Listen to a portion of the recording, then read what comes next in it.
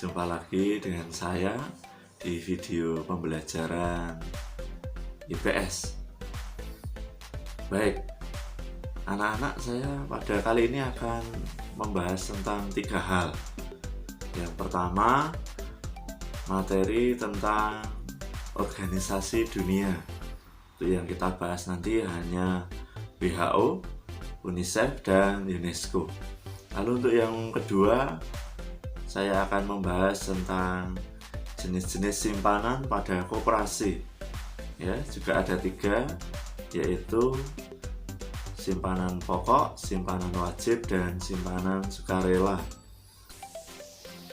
Dan yang ketiga, saya akan sedikit menjelaskan tentang perjuangan bangsa Indonesia, terutama perjuangan para pahlawan, yaitu pada masa penjajahan Belanda, penjajahan Jepang, lalu mempersiapkan kemerdekaan Indonesia dan upaya mempertahankan kemerdekaan Indonesia. Untuk materi yang pertama, organisasi dunia. Organisasi dunia yang akan kita bahas kali ini adalah WHO. WHO adalah organisasi yang dibentuk oleh PBB. Nah, kita lihat WHO dari nama singkatannya, kita bisa melihat dalam bahasa Inggris bahwa badan ini adalah badan yang memperhatikan tentang masalah kesehatan. Jadi bidang yang ditangani adalah bidang kesehatan. Organisasi yang kedua yaitu UNESCO. Ya, kita lihat UNESCO dan singkatannya. Berdasarkan dari singkatan, kita bisa melihat dengan jelas bahwa UNESCO menangani atau memperhatikan, yang pertama adalah bidang pendidikan, yang kedua adalah bidang keilmuan, lalu yang ketiga memperhatikan dalam bidang budaya atau kultur, ya, sudah bisa dilihat. Nah, jadi untuk organisasi yang ketiga yang kita bahas hari ini adalah UNICEF. Kita lihat UNICEF. Nah, singkatannya juga kita perhatikan. Nah, dari singkatan tersebut sudah bisa kita perhatikan bahwa UNICEF adalah organisasi yang mengumpulkan dana, lalu dana itu diberikan untuk kesejahteraan anak-anak dan ibu. Ya, jadi anak-anak dan para ibu di seluruh dunia itu mendapatkan perhatian dari organisasi ini. Organisasi ini pernah kita lihat pada ini tayangan Upin dan Ipin. Cukup paham kan? Ya, semoga menambah wawasan bagi kalian. Ya, materi yang kedua yaitu tentang simpanan pada koperasi. Yang pertama adalah simpanan pokok. Nah, simpanan pokok ini adalah simpanan yang diberikan oleh anggota koperasi kepada koperasi yang jumlahnya itu sama dengan anggota koperasi yang lain. Jadi anggota yang satu dengan yang lain ini simpanan pokoknya besarannya sama, dan simpanan pokok ini hanya diterima atau diberikan kepada koperasi itu hanya 1 kali pada waktu awal pembayaran atau pendaftaran. Nah, simpanan ini tidak boleh diambil oleh anggota selama dia masih menjadi anggota. Lalu simpanan yang kedua adalah simpanan wajib. Nah, simpanan wajib ini besarannya juga sama, ya, besarannya juga sama. Tetapi simpanan wajib ini diberikan atau distorkan pada koperasi ini setiap bulan dengan jumlah nominal yang sama yang sudah ditentukan. Nah, hampir sama dengan simpanan yang pertama tadi, yaitu jumlahnya, besarannya itu antara anggota yang satu dengan yang lainnya sama. Lalu persamaannya juga adalah simpanan ini juga tidak bisa diambil ketika anggota tersebut masih menjadi anggota koperasi. Lalu yang ketiga adalah simpanan sukarela. Ya, simpanan sukarela. Simpanan sukarela ini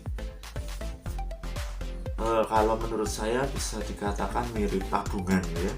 Jadi besaran yang disetorkan ke koperasi ini sukarela, terserah dari si anggotanya. Kalau mau setiap bulan mau memberikan atau menyetorkan 100.000, 200.000, atau bahkan 1 juta setiap bulan, itu diperbolehkan. Dan ini jelas tidak sama dengan yang disetorkan oleh anggota yang lain sesuai dengan kemampuan mereka.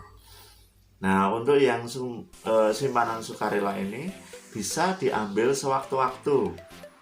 Jadi kalau kita membutuhkan, sedang dalam keadaan yang membutuhkan uang secara mendadak, kita bisa mengambil atau meminjam dari simpanan sukarela ini.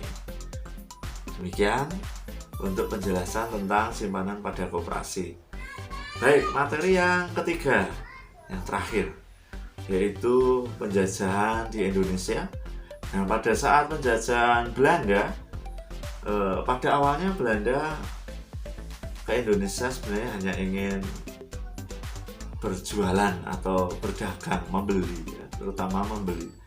Ya, produk yang sangat diminati pada saat itu adalah rempah-rempah. Karena di Asia, terutama di Indonesia, sangat banyak, maka tertarik untuk menguasai negara Indonesia. Saya tidak akan menjelaskan panjang lebar. Dan ternyata penjajahan di masa Belanda ini banyak menimbulkan perlawanan dari bangsa Indonesia. Banyak tokoh-tokoh pahlawan yang kita kenal pada masa penjajahan Belanda, yaitu ada Patimura, ada Pangeran Diponegoro, dan lain sebagainya.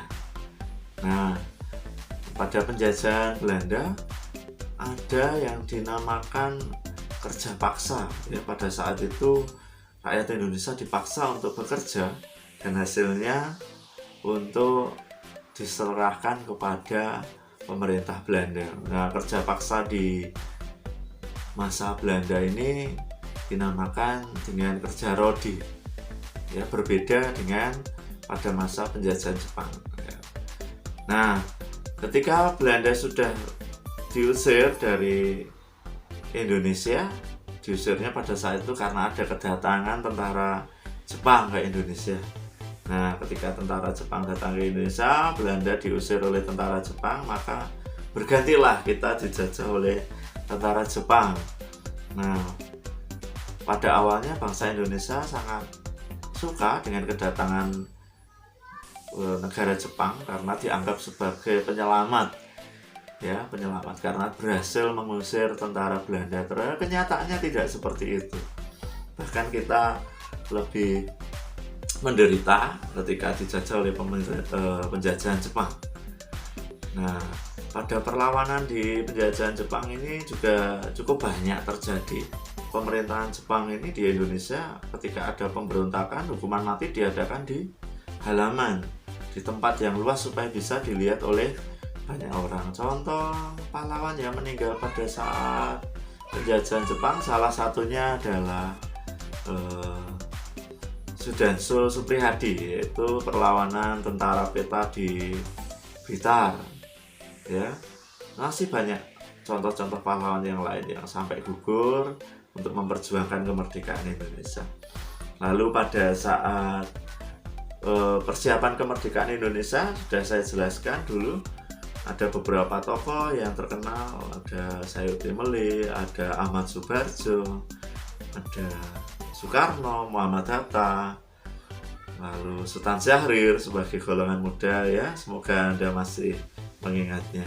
Dan ketika Indonesia sudah memproklamasikan kemerdekaannya, kita juga masih harus berjuang karena Belanda yang masih ingin menguasai kemerdekaan, menguasai Indonesia, ya, karena merasa bahwa Indonesia itu masih milik Belanda.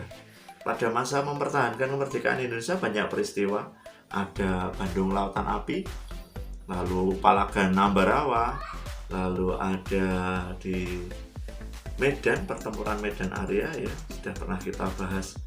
Dan contoh pahlawan yang gugur pada waktu mempertahankan kemerdekaan Indonesia, satu di Ambarawa ada Letkol Isdiman, ya, yang tewas ketika peperangan melawan sekutu.